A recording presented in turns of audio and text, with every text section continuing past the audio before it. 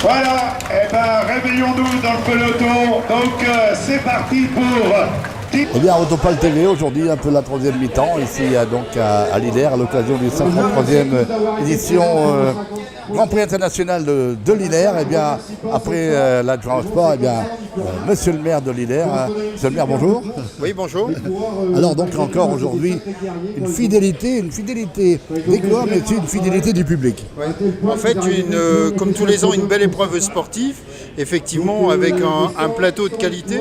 Et je pense qu'il faut souligner le courage de l'ensemble des coureurs, de ceux qui sont les vainqueurs des différentes épreuves et des différents classements, mais aussi de tous ceux qui ont participé, parce que je pense qu'il faut être très courageux pour être cycliste et faire du vélo dans les conditions climatiques qu'on a connues aujourd'hui, c'est encore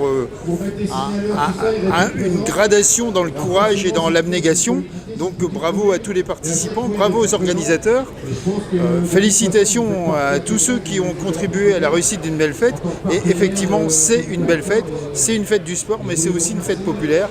Et malgré les conditions climatiques, le public a aussi su répondre présent. Et je pense qu'on peut s'en féliciter pour la ville, mais aussi pour l'ensemble du territoire. Alors justement, quand on rappelle la ville, d'ailleurs, vous voyez les applaudissements qui sont maintenant, c'est pas pour rien. Comme vous avez dit à la présentation, donc la ville de Lillers est très, disons, partie prenante sur plusieurs niveaux. On peut faire un petit rappel. En fait, donc la ville, le niveau de participation de la ville, il est en deux temps. Il est dans un premier temps sur une subvention financière de 20 000 €, comme je veux dire tous les ans. Et il est aussi sur une contribution technique, puisque pendant, on peut estimer à peu près 2 jours, le personnel de la ville travaille à la mise en place de toute l'organisation, toute la structuration du Grand Prix cycliste, et il est disponible aujourd'hui. Il y a une majorité des agents des services techniques qui aujourd'hui étaient présents sur la course, à la fois dans la préparation matinale, comme signaleurs, comme ils vont l'être maintenant, pour remettre tout en état, rassembler les barrières et faire en sorte que demain, on reprenne un cours de vie normal sur la ville de Lillers. Alors c'est vrai qu'on a pu constater, il y avait des gens partout, il faut beaucoup de bénévoles quand même. Aujourd'hui, alors, le monde associatif, même si RSO est une grande association, mais le monde associatif a effectivement besoin de gens très compétents, très impliqués pour diriger les associations, mais aussi de bénévoles dont le niveau de responsabilité d'ailleurs devient de plus en plus important dans les organisations. Et donc effectivement, il y a beaucoup de bénévoles, il y a une implication forte. Et puis je pense qu'il faut qu'on ait conscience aujourd'hui que sans les bénévoles, même avec beaucoup d'argent, il y a des situations auxquelles on ne pourra plus faire face. D'autant, et il faut pas se le voiler, c'est que les conditions aujourd'hui de sécurité font que les conditions d'organisation sont encore plus drastiques qu'avant.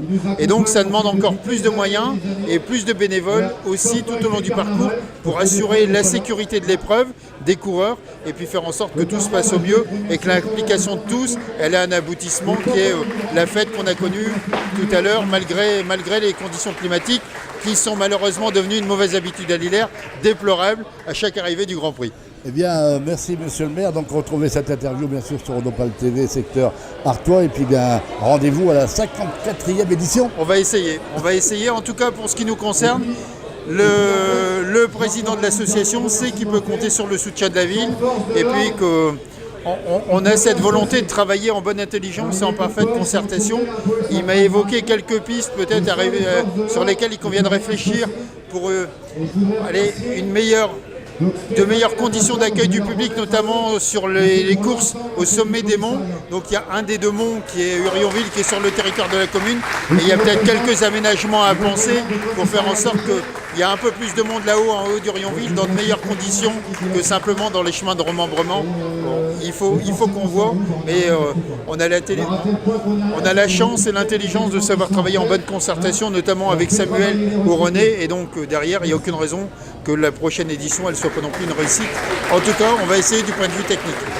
Merci monsieur le maire, et bien encore sous les applaudissements du public.